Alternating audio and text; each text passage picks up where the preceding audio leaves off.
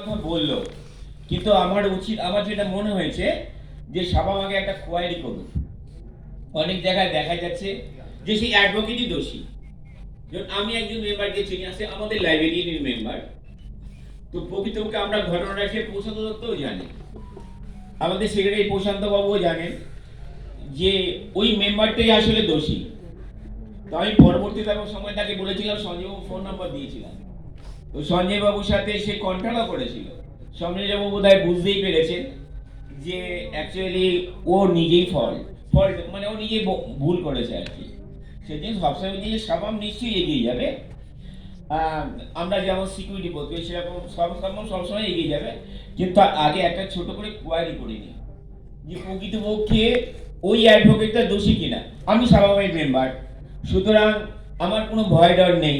আমি কাউকে আমি এটা হয়তো কিছু করতে পারি, আমার সবসময় আমার পাশে দাঁড়াবে, এই ব্যাপারটা যেন না হয়। তো এর আগেও এই ব্যাপারটা নিয়ে আলোচনা হয়েছে সভায়।